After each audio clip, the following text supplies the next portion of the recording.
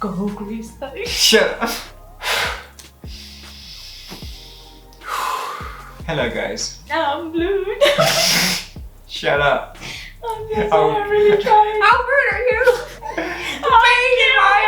I'll kill my mom. Oh, the pain in my heart. You have to shush now.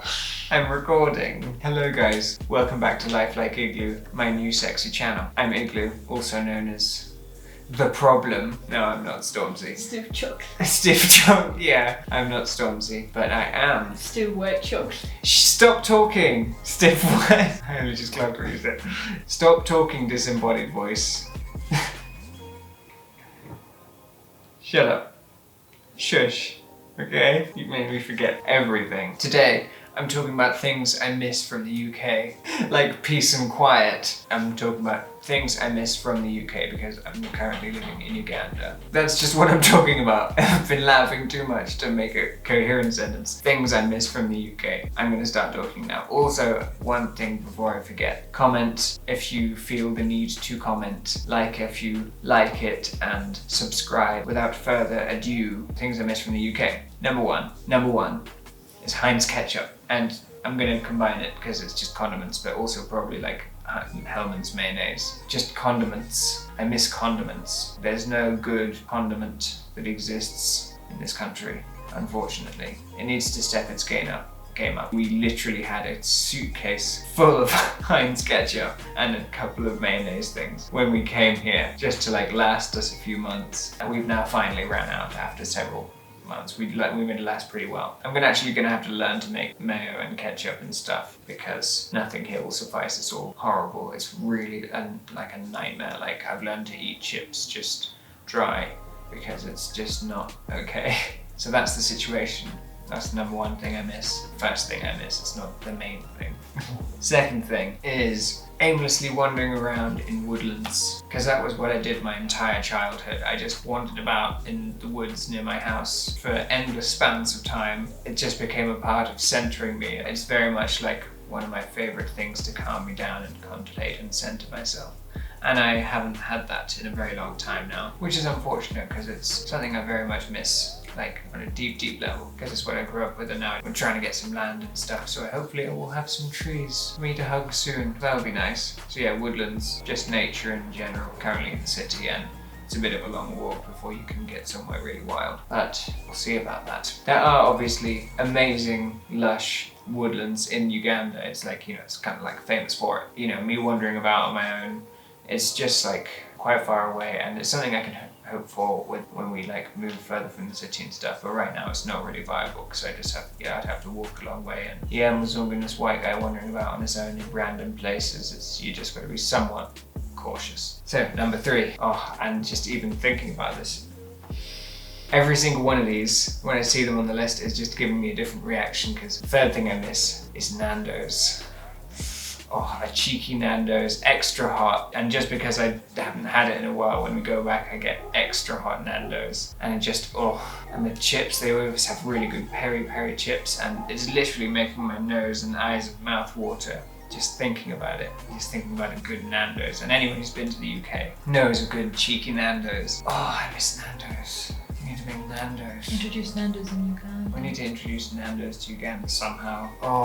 Once we have a grill on our land as well, and we can make some peri sauce, I need the Nando's. I want Nando's.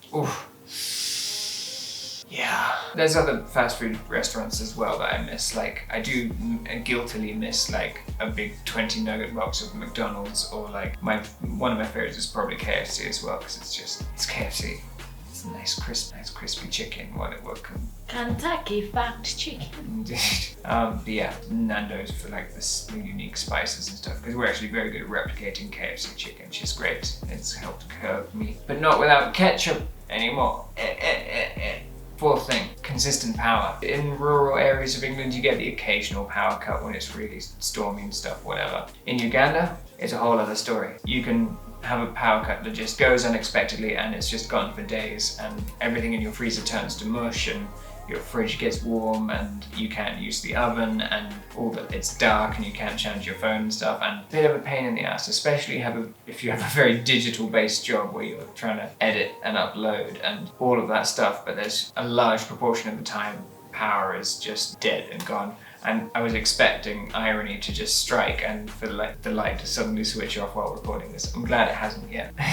And we have to cook after this, so I really hope it doesn't, and I shouldn't have even said that out loud because I'm cursing it. Consistent power. Another thing, access to decent tech, electronics and tech basically. A lot of stuff for sale around here. Electronics around here, if you're buying it, it's probably fake, and also massively, massively more expensive. A laptop that would cost you maybe 500 quid in the UK, 500 pounds would be, if you converted it, you know, equivalent, it would be double the price here for no particular reason. And you can't even have a guarantee that it's real and not just some knockoff. That's a real tricky thing. When I bought a new laptop, I had to import it, you know, have it delivered to a relative in the UK and then have them send it here. But the import tax on that, they import based on the value of the object you're sending, you know, they tax it based on that. And so 1,200-ish laptop suddenly gets another 300 pounds lumped onto it. So even if you're bringing electronics over, unless it's in your personal backpack, or, you know, when you're flying, it's going to be massively expensive to order as well as even just buy it here, which